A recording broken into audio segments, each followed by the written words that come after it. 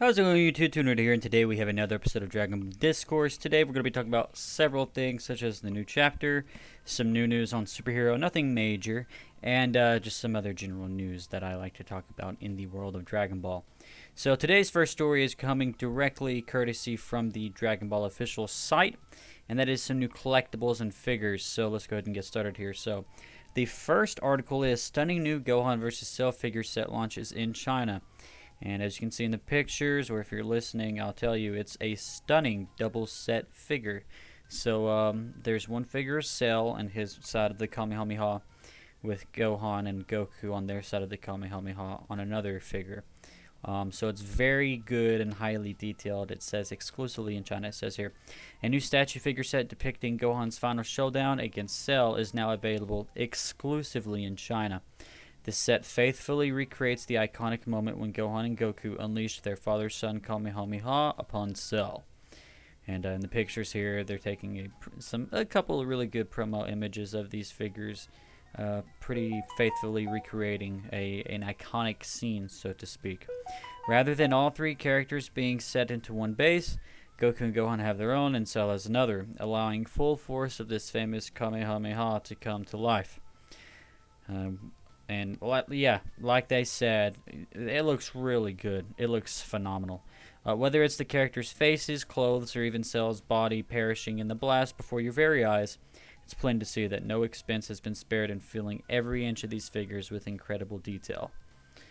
So yeah, if you have the chance to pick this up, I would recommend it. I mean, I don't have it in hand, but these pictures seem to paint a very very highly detailed couple of figures. And here we have Android 18 comes to the Q Posket series. I hope I said that right. So yeah, it's pretty much a chibi-like Android 18 figure.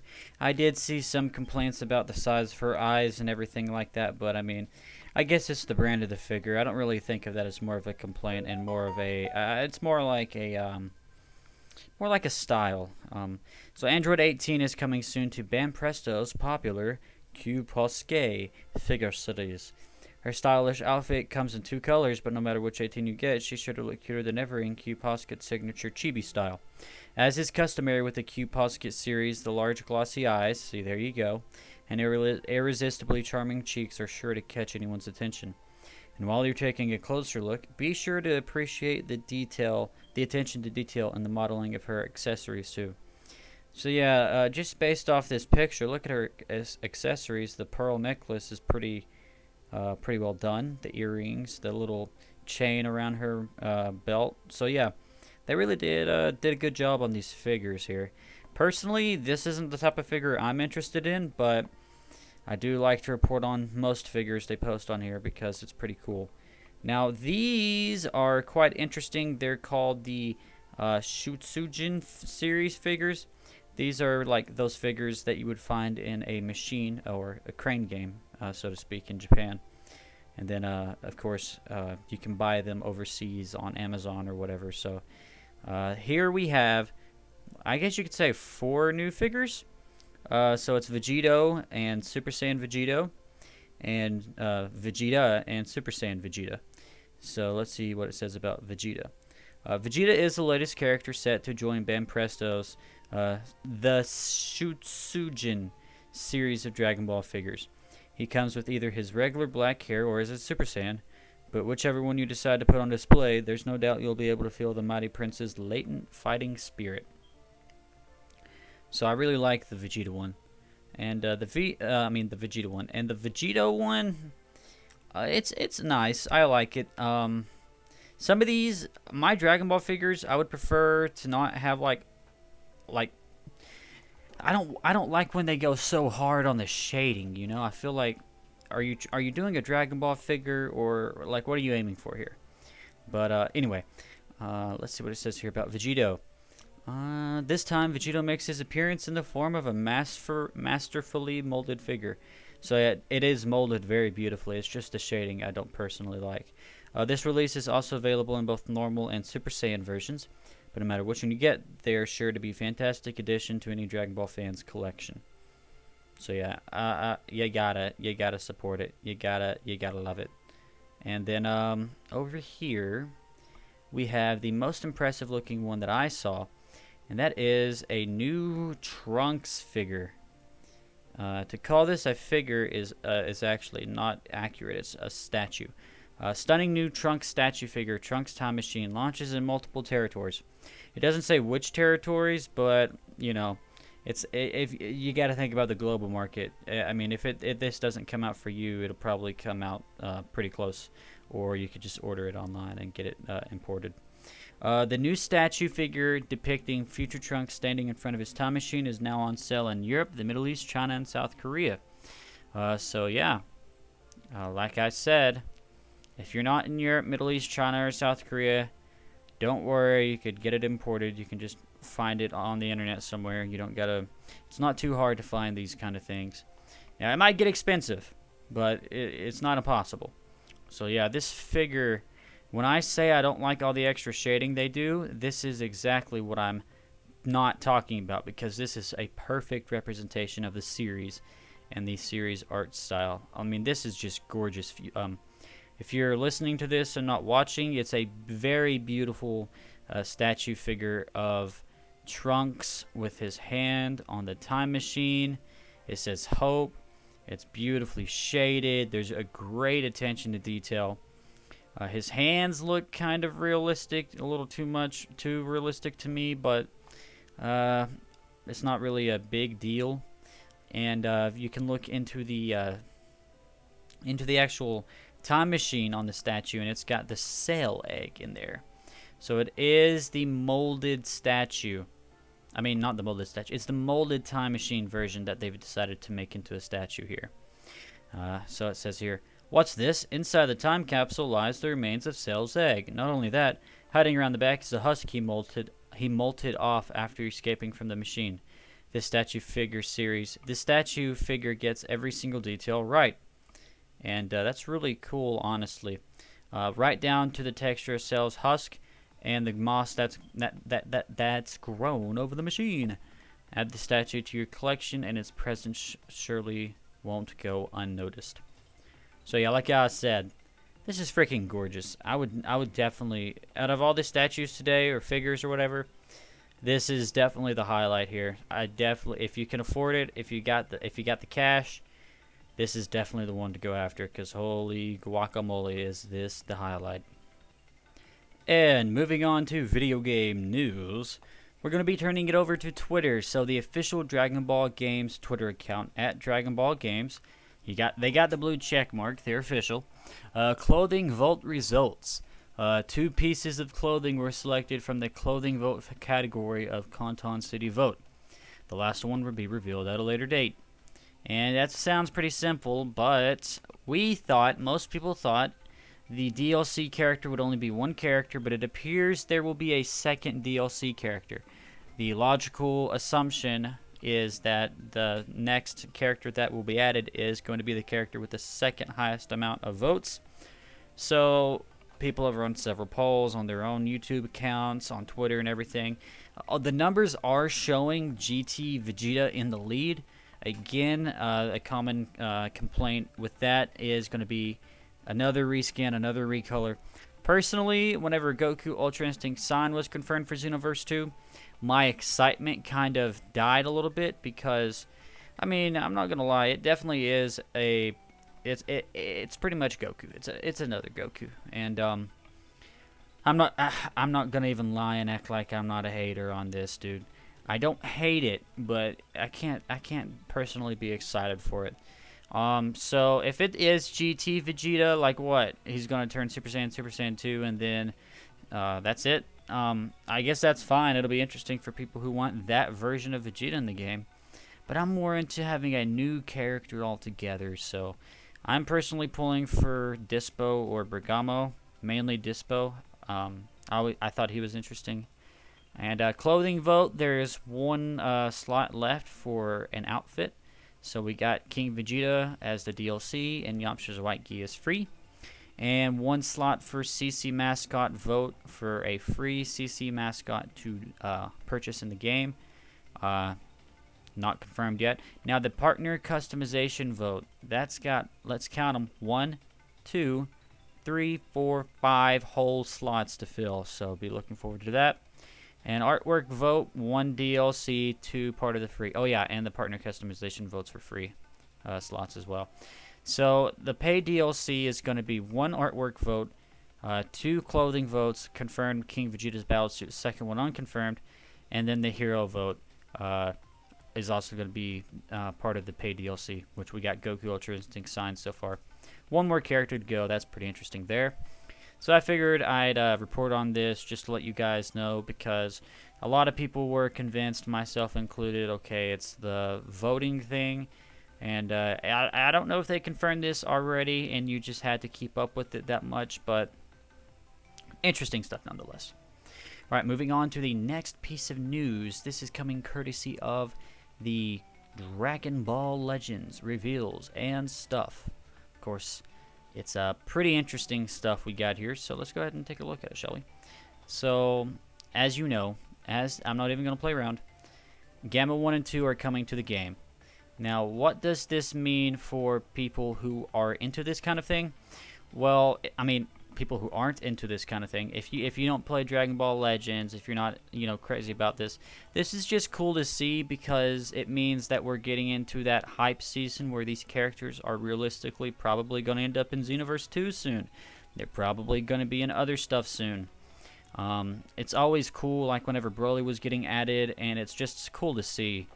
So let's go back and take a look at some of these animations. Like I said, I don't go crazy for Dragon Ball Legends. Some people take it super seriously. I just play it and have fun and do my thing. But yeah, these animations look great. Some people love Dokkan Battle for the 2D animations, but these 3D animations they pull off really well in Legends. You can kind of see the Red Ribbon Army tag on their arm. And look at that attention to detail. The fist coming through there. And we see this scene from the trailer, so it'll be great when we see the movie and then go back and play this. Maybe more detail, but look at that. Bish. It has a bish sound effect behind Gamma 2. And bang. I think that says bang or bako. So there we go. That is very, very cool stuff there. So I would be remiss if I didn't include that in today's news roundup. That's very cool. And then the final piece of news, we were just talking about Dragon Ball Legends, and a page from the V-Jump magazine from this month shows Shallot from Dragon Ball Legends coming into Dragon Ball Heroes.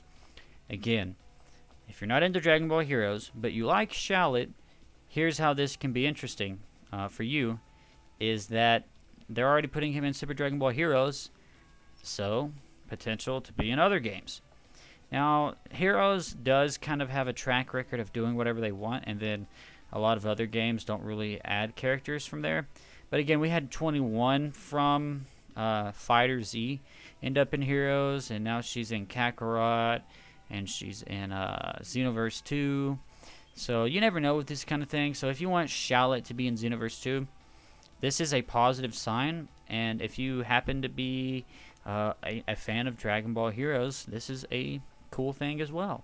And I like the art on the card there for Shallot. I think that's the Dokkan Battle, not Dokkan Battle, the Legends loading screen. Like when you first launch the game, you see this screen, and it's normally like Shallot facing down with another character, but in this case it's just Goku.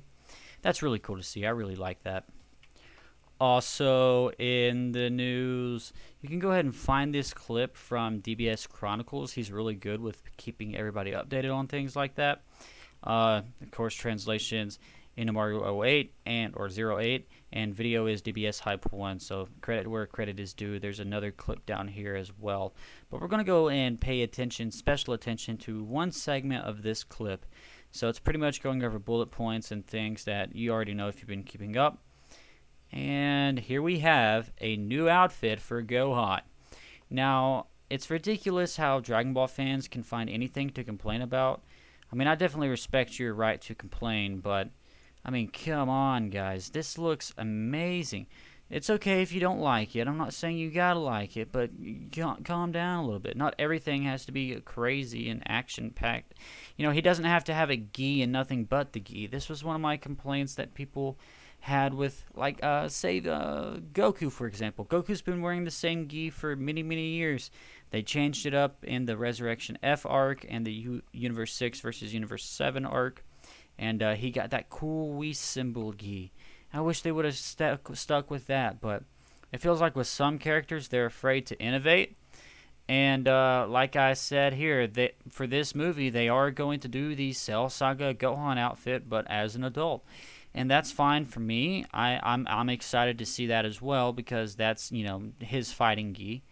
But, and like I said, Goku hasn't changed his fighting gi in years, and then it changed in Resurrection F's arc and U6 versus U7 arc. And then he went back to the classic gi that we know that he's had for years, right? And for Gohan, he's gone through the orange gi and the purple gi, Saiyan battle armor and stuff like that. So I'm not too upset about their fighting clothes, but this is just practical clothing. I think people need to chill a little bit. Okay, and it says here, Gohan will play a very important role in the story. After the Turn to Power, he went back to focusing on studies. And a lot of people picked that piece of info out as well. They were like, what the heck, bro? Gohan is still a nerd. Guys, if you guys remember, he fought in the universe of Tournament, the Tournament of Power, in order to ensure peace and a lasting victory. I don't think this is necessarily meaning that he completely stopped fighting altogether, because we could see, I think it was in the Moro arc. In the Moro arc, he went, took care of business, fighting 7-3 and all that stuff. It was very cool, right? That's if you've been keeping up with the manga. He really went ham in the Moro arc. That's one thing the Moro arc did well, was include everybody and make everything feel important. But I digress. Gohan, in that arc, I think he just got back from studies or a meeting or something. I can't remember the exact quote, but he did say, sorry, I'm late. I had a meeting or something, and he whooped butt. So that does not mean that he gave up on his training and got slack and started slacking and everything. That just means he's not a fighter. He's not going out searching for an opponent and looking to, fight in tournaments or anything. Like, Goku goes out of his way to find a fight, but will defend his home if he has to. Gohan doesn't really do that. He just chills, does his studies. He likes to live a non-battle crazed life, but he will fight if he has to. And that's one of the things he this little clip showed you here, and what they've been saying. He is going to unleash his Saiyan battle spirit, and then of course Piccolo is getting an awakened form, and its potential unleashed, which is the ultimate Gohan form as well. And for Piccolo, his skin color changes. I don't know why, but it's pretty cool. I don't mind. And then we have the voice of Piccolo and Gohan talking. But this is mainly what I wanted to talk about right here, was the new Gohan outfit. So it's just a simple white shirt with blue jogging pants. I really like the green jumpsuit that Gohan had in Resurrection F, and a lot of people hated it. I liked it. And the blue pants really remind me of the Goku blue jumpsuit that we had there. So that's really cool to see. Alright, so to the main topic of today's video, the review of the new Dragon Ball Super chapter. So, like I said, I'm not going to show every page in this because that's literal piracy. You can go to the viz.com website for yourself to read the latest chapters as they come out. I'm pretty sure they keep the 3 latest chapters out on their website, so go ahead and check them out there. So, most of this chapter is just Bardock battling Gas getting the upper hand at moments, then Bardock pretty much not giving up. He has a warrior spirit. He's fighting back. And, of course, this all spurred from the moment of him having a spark of humanity and being like, "Oh, I have a son and a wife. This is a mother and her son." And it's kind of like a brief moment of humanity that he's not even completely sure about, but he knows there's something developing there, because for Bardock, he is kind of a bad guy, yes, because he's a Saiyan who, if you read Minus, he was in the process of destroying planets, genocide. He did that to granola species, as we were seeing before he had that brief moment of humanity. So his growth, his character arc in Dragon Ball Minus and Dragon Ball Super is finding his humanity. It's developing empathy. So we see here Monaito summoning his version of Shinron and wanting to grant a wish. And Bardock says, "What's this all about anyway? Are you making a wish on a shooting star or something? But sure, I wish that my sons end up thriving." Now, this is a very, very interesting thing to wish for, but I don't think it really comes through true. A lot of people were being a little picky on it. They were saying, "Oh my gosh, this is crazy. Why are they wasting this wish like that? This is insane." Of course, we have Elec going and telling the other two to go meet Frieza. He's got to go take care of something. And then we have Monaito being like, "Yeah, he has the right idea. A wish is a way to create hope for the future. Selfish wishes can only bring about doom, and I was about to make a grave mistake.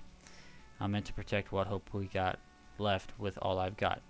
So, here's the interesting thing, is that we don't see the dragon disappearing, and there's no confirmation that the wish was even made for Bardock to wish his sons well.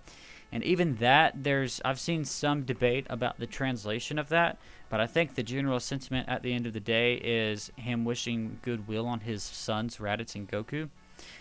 So given what he says here, and again, this is purely based off the English translation. I've seen some people nitpicking the translation. He says a wish is a way to create hope for the future. Selfish wishes can only bring about them. So it could imply that he decided not to wish anything because Bardock made it a point that, he didn't need outside help or anything like that, and he's just fighting because he's enjoying the battle. He's not going to run away. He's already dug his hole. He's going to defend himself and keep fighting and keep pushing. And Monaito's like, "Yeah, I almost made a grave mistake." So when he says, "I was about to make a grave mistake," it has two meanings. And we don't see the dragon say, "Your wish has been granted." We don't see the Dragon Balls fly away. But it is worth noting that we don't see the Dragon Balls with Monaito either. So it's kind of open to interpretation at this point. Now, there are a couple spots in this chapter where Bardock really goes ham on Gas, and Gas unleashes his power, and Bardock fights back with some of that Saiyan intuition. I'm trying to get that page. Right here it is. So there is still some debate on what Bardock is exactly doing here. I like to think this is more of a Zenkai boost, but it's open to interpretation. And here we have here, "Isn't it obvious by now? In a life and death battle, what sort of idiot would think about anything else besides victory?" Bardock says. He goes ahead and unleashes a final blow, completely demolishes Gas, and it's beautiful. He's knocked out cold and everything like that. And then, of course, he's tired, he's exhausted, he lays down. "A real shame, we'll have to double down on training," Elec says. And then we have Elec here mentioning the plan that Frieza has for the Saiyans. He says here, "Speaking of, your kind doesn't even know what Frieza is really planning, right?" Bardock says, "Huh?" Elec says, "Yeah, you Saiyans are such gullible saps. While you're in a daze, playing catch-up, don't be surprised if a meteor drops on your head." So, that's really cool. Let me tell you why I love that. A lot of people had a complaint against Bardock in Minus that, "Oh, this Bardock can't see the future, so why is he even sending Goku off planet over a hunch that he has about Frieza?" Well, I still like the Dragon Ball Minus Bardock, the Dragon Ball Super Bardock. Super Bardock minus Bardock are the same character. I still love that version of Bardock. And of course, we've been getting that version of Bardock, we've been going very deep into his character in this arc, right? And if you didn't like the Minus version, and one of your nitpicks was, he's just sending Goku off planet based on hunch. Well, here you go. Here's what would start that hunch. Here's what would start that sneaking suspicion. Like, what the heck is going on here? Something's not right. He gets back from the genocide we see in Dragon Ball Minus, and we didn't see that genocide in Dragon Ball Super Broly. We kind of saw like the immediate aftermath of him being on that ship with his partner heading to Vegeta, and he has that look on his face, and he's like, "We don't know what Frieza's up to, do we?" why are we all being summoned? You know, so this pretty much fits with what's been laid out for this version of Bardock, and I really, really love it. Again, I hope you love it too, but you don't have to. Alright, and the last page here. I'm going to go ahead and show one more page right here. So Bardock's out for the count. Monaito, who took a spear from Gas, by the way, because Monaito was instilled with some sort of courage from Bardock and realizing his purpose to protect Granola. Like you see here, Monaito says, Bardock, are you still alive? Bardock says, I'd ask you the same thing, Monaito. Monaito says, takes more than that to put a Namekian down. Bardock says, you don't say. I take it the Cerulean kid is okay too? Monaito says, yep, he is. Those thugs left us for dead and headed off. You won the battle, Bardock. And then we have the shot of the scouter here. So Goku has been listening to this the whole time. This has serious implications for the future of Dragon Ball. This is, quite frankly, a huge deal to me. I love Bardock. I didn't realize how much I loved Bardock growing up. At times, I would put him in my #1 character slot. At times, I'd put him in my #2, #3. And, of course, we love Gohan.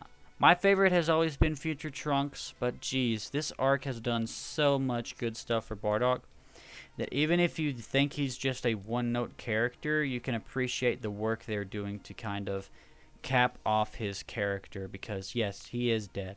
Unless, and this is a big if, they revive him like Goku revives him as a result of this arc. Some people are speculating that. Personally, I'm fine if they do it. I'm fine if they don't. But let's go ahead and go back to that wish that he made. So I'm not going to pull the page up because that's simply, I don't want to flip through all those pages. We'll just talk about it. So the wish that he made, he says he wishes his sons well or end up thriving, something of that nature. If you take that wish literal, if the wish did happen, again, there's a debate if it happened or not. If the wish did indeed happen, they did end up thriving because they survived planet Namek. And Raditz went on to genocide planets. Goku went on to be a martial arts master. Sure, they ended up dead, but they did thrive. So you got to think about it from that perspective. Raditz not so much, but he did. You know, he got a job. You know what I'm saying? He survived planet Namek. So think about it from that perspective. And the leak of Raditz in Dragon Ball Superhero is probably fake. But if it was real, wouldn't that be interesting? They're kind of planting seeds for that here. You know, if he ends up thriving, boom, he's in Superhero. His body was taken. I don't know. Obviously, he's dead. He's been dead. Unless, and Dragon Ball has been known to do this before. Red Ribbon Army, during the time of the Saiyan Saga, took Raditz cells. And they couldn't use those cells to create a clone of Raditz during the Android and Cell saga of DBZ because the technology just wasn't there or something. But maybe after the defeat of Cell, they used cells to, you know, I don't know. They could do anything. But I really love this chapter. It was an amazing chapter of DBS. Some people are really hating it. Some people are loving it. That's about per usual for a Dragon Ball Super manga chapter review. Some people love it, some people hate it. I gotta give this chapter, I would give it a 8 out of 10. I'd give it an 8 out of 10. No, I give it a 9 out of 10. 8 out of 10 is a little too low. I simply love this chapter. I love what it did for Bardock. I love what it did for Monaito. It revealed some of the truths that we had been missing. Now, what it didn't necessarily reveal is the key to defeating Gas, but it seems to imply the key is just sheer determination and nothing to hold you back. Just going straight for it, you know, so I can't see where it goes from here. Now, Goku, I think he was having some doubts with his fight with Gas. He was running from Gas, he was taking him this way or that way, he was trying to look for weakness. I think what it seems to imply is that he just needs to take the chance and go for it and just go crazy and have that Saiyan spirit holding him. I mean, not holding him back, but keeping his footing. Keep his footing. I don't know, but you guys get what I'm saying.